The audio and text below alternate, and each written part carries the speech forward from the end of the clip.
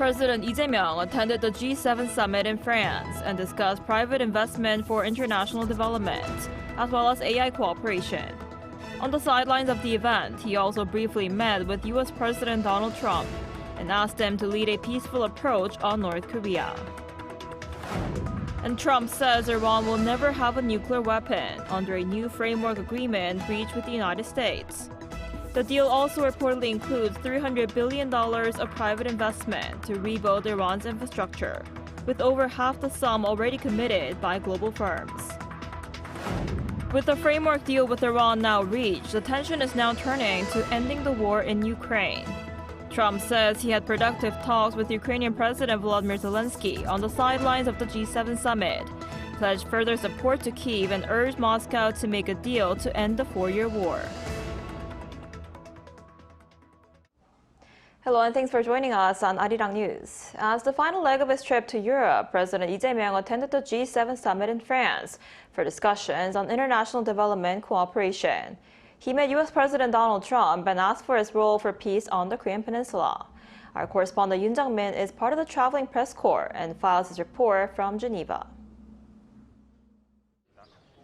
World leaders are in the French town of Evian-les-Bains for the gathering of the world's most influential powers. Leaders from the G7 countries were present, including U.S. President Donald Trump, and 5 other leaders were invited, including South Korean President Lee Jae-myung. The host, French President Emmanuel Macron, greeted guests one by one. How are you, Mr. President? I'm so happy. How are you? The session began with a group photo during which President Lee met his American counterpart Trump for a short greeting.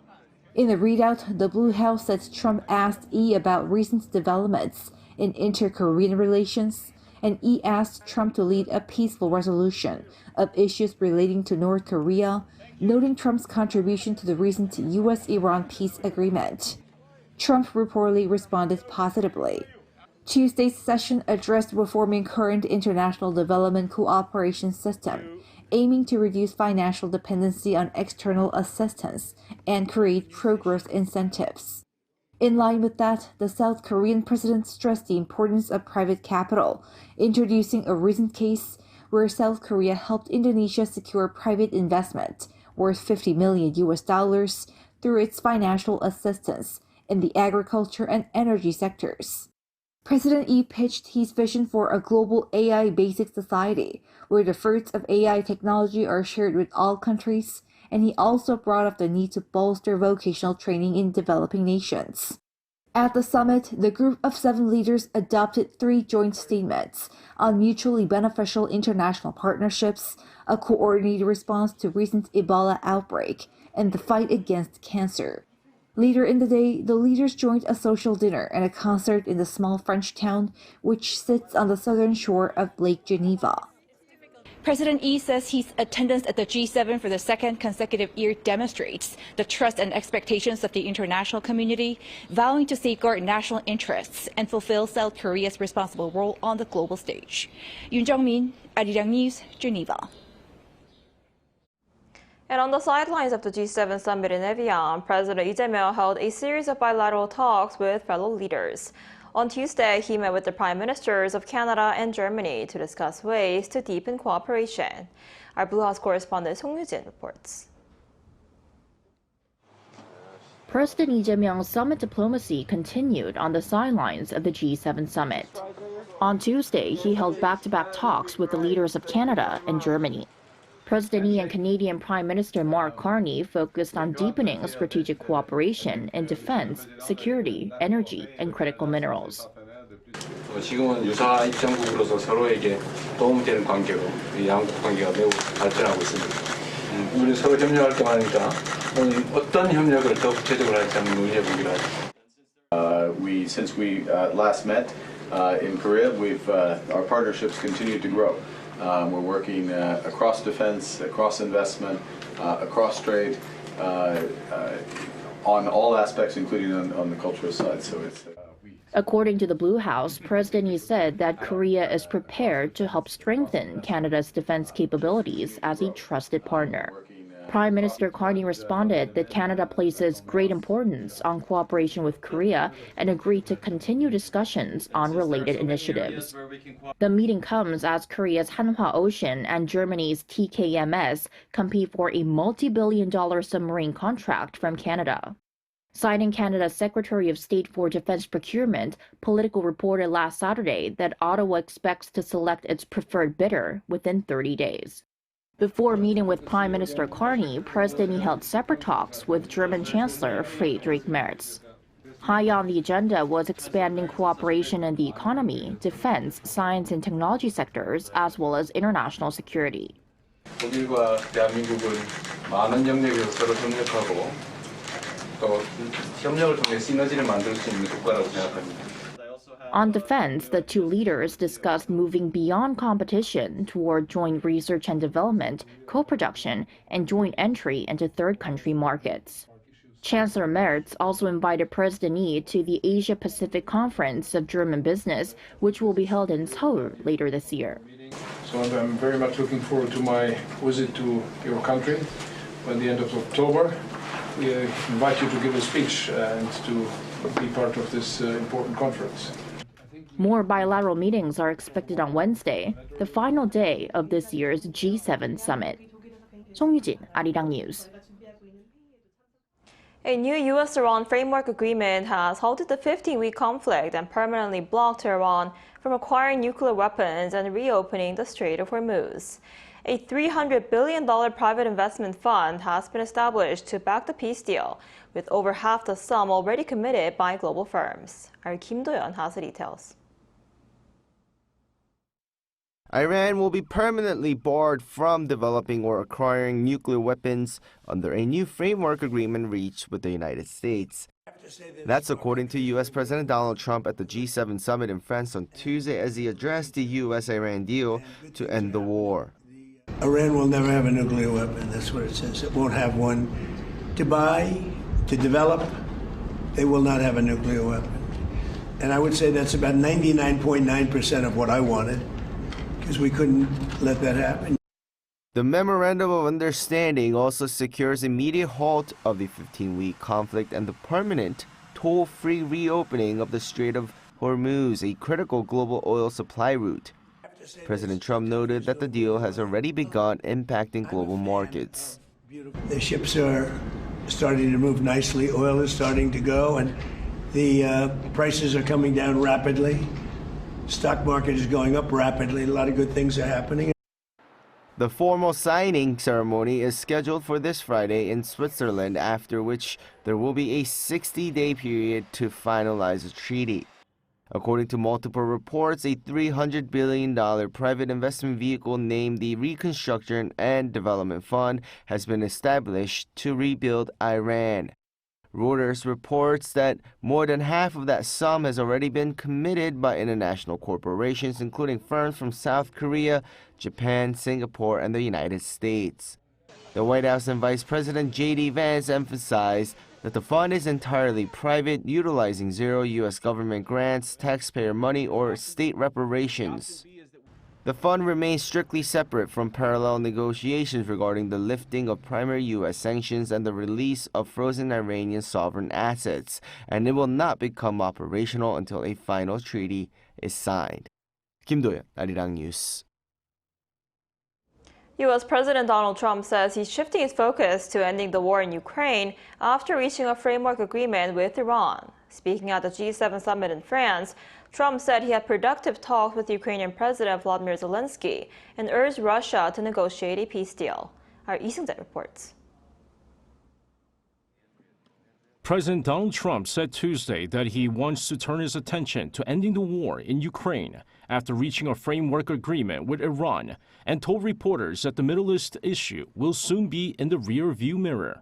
Speaking on the sidelines of the Group of Seven summit in France, Trump said he had a very good meeting with Ukrainian President Volodymyr Zelensky and planned to meet him again later in the day. Trump said he would do whatever he could to help bring an end to the conflict and urged Russia to negotiate a settlement. The U.S. leader noted that both Russia and Ukraine have suffered heavy losses during the war and stressed that a deal should be reached as soon as possible. Look, Russia should make a deal. Russia's lost tremendous amounts of people, and so has Ukraine. Last month, they lost 35,000 soldiers between the two of them. Ukraine continues to demonstrate its ability to strike targets deep inside Russia, using drones and missiles to put growing pressure on the Kremlin, while Moscow has vowed to carry out what it calls systematic attacks on Ukraine. Early Monday, Russian forces launched a series of deadly attacks on Kyiv, including an attack that set fire to a historic monastery. Despite the ongoing challenges, Trump struck an optimistic tone, saying he had productive conversations with both Russian President Vladimir Putin and Zelensky ahead of the summit. He added that there may now be an opportunity to make progress toward ending the war as diplomatic efforts gain renewed attention from world leaders gathered at the G7. Lee Seung-jae, Arirang News.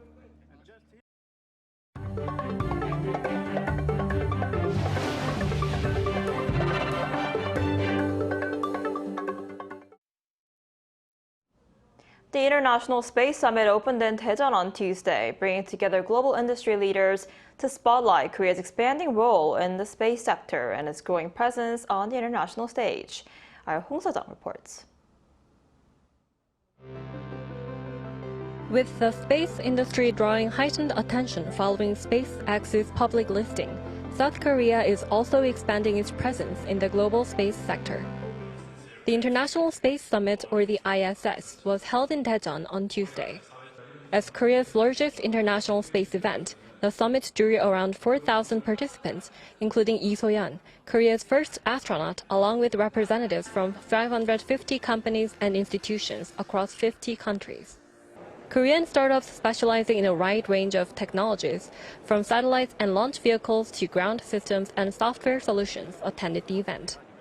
Being an arena for both domestic and international businesses to explore business opportunities, the ISS helped forge connections between Korea's space industry and potential partners from across the globe. Global companies in the industry added that Korea is viewed as an attractive partner for cooperation, especially in the synthetic aperture radar, or SAR, segment. For collaboration, Korea, we have amazing talent pool, and we've also got this intricate network of government to corporate support that's basically, providing support for, entrepreneurs. And then on top of that, I think Korea has this international approach to everything they do. So I think Korea is an amazing place where we see that all the time with the local government, with the local companies and people that work within that community. Industry professionals say that further advances in software and data services will strengthen Korea's space ecosystem and expand opportunities across the industry. Korea is strengthening its capabilities in ground segment systems through companies like Contech. If the software sector continues to grow as well, I believe the country will be able to take advantage of the full spectrum of its space industry. Contech, which co-hosted the summit with the Daejeon Metropolitan Government, underscored the importance of the event as a venue for global networking and collaboration. With many companies from Europe and the United States participating, the event serves as a valuable platform where we can learn from one another, explore potential partnerships, and even create opportunities to export Korean technologies and services overseas. Amid the crowds of visitors from around the world, one notable trend was the growing interest in Korean companies among foreign firms and industry experts. Once known for its bread, Daejeon is now reaching for the stars, emerging as a space city where Korea's space industry shines. Hong Se-jung, Arirang News, Daejeon. Korean series Teach You a Lesson has topped the Netflix non-English TV show chart for a second consecutive week. According to Netflix official partner site Tudum's top 10 rankings on Wednesday, the series had 21.1 million views between June 8th and 14th. That's more than 8 times more views than the second-ranked show. It also topped the charts in 46 countries and ranked in the top 10 in 91 more. Based on a popular webtoon, the series follows a fictional government agency created to defend teachers' rights and restore order over school-related issues. As Korea and France mark 140 years of diplomatic ties this year, Korean temple food is gaining attention in France. Our culture correspondent Park Gun-woo sat down with the head of the Le Cordon Bleu Paris to discuss the growing appeal of the centuries-old tradition. Take a listen. Korean temple food continues to grow in popularity, especially in France, one of the world's gastronomic capitals. At prestigious culinary school Le Cordon Bleu Paris, the centuries-old Korean tradition has been taught for a decade. And according to the school's top chef, demand is continuing to grow as more people seek healthier and more balanced diets. People have become increasingly concerned about the health and purity of what they eat. This has led to a growing interest in temple food. Fermentation, which brings probiotics and plays an important role in a healthy, balanced diet. And temple food, in particular, gives us a very different vision of ingredients and what a balanced diet can be.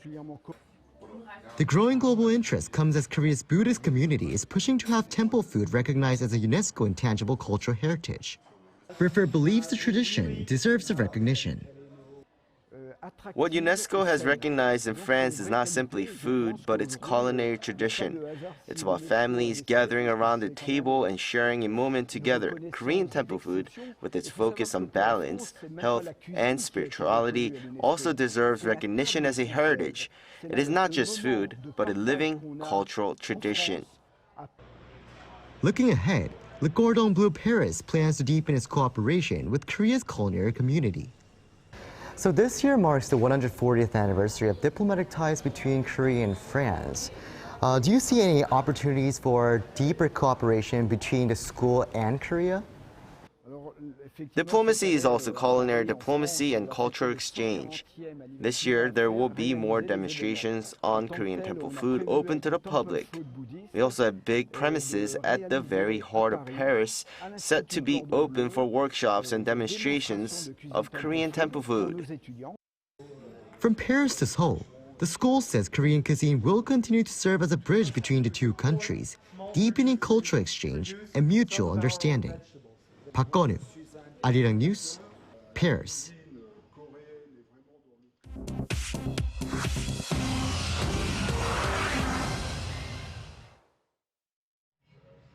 This is The World Now, bringing you everything you need to know from around the globe. The FBI thwarted a planned attack on the UFC event held at the White House over the weekend. Court documents revealed on Tuesday show that 5 people were arrested. The alleged plot involved using explosive-laden drones to strike the north side of the White House to funnel attendees toward an exit where snipers planned to fire on fleeing politicians.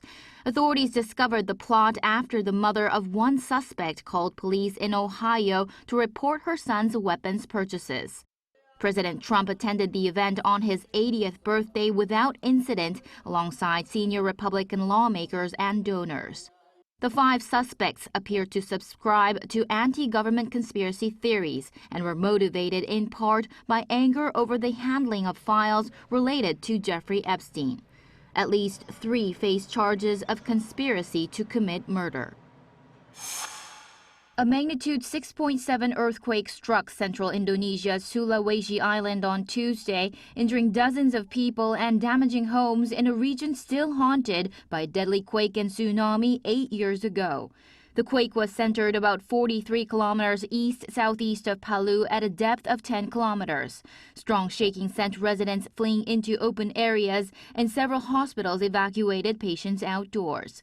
At least 32 people were injured, including 8 seriously, in the hardest-hit Sigi Regency, and more than 100 were displaced. More than 55 aftershocks followed throughout the day. In 2018, an earthquake and a tsunami killed more than 4,000 people in the same region. India temporarily blocked the messaging app Telegram on Tuesday, saying that it was used to leak the questions for the National Medical Entrance Exam. The ban runs until June 22nd and comes after the government canceled the medical entrance test and voided the results of more than 2 million students last month over allegations its questions had been leaked. Telegram said the ban punishes more than 150 million ordinary users in India, rather than those who leaked the materials, adding the leaks had simply moved to other apps. A digital rights group called the measure a disproportionate response. Google and Apple received orders to temporarily delist Telegram from their app stores. Australia's Weather Bureau gave a strong warning on Tuesday that the El Niño pattern formed in the tropical Pacific could intensify in the second half of 2026, becoming one of the strongest in 7 decades. Forecasters expect the event to bring excessive rain to the Americas and hot, dry conditions across Asia, where crop planting is already being disrupted. Sea surface temperatures in the region have exceeded El Niño thresholds, and around half of the forecasting models indicate the event could peak among the highest levels observed since 1950. The pattern is particularly damaging to Australia, which is one of the world's largest exporters of wheat, sugar, and beef. Chu Ji-hyun, Arirang News.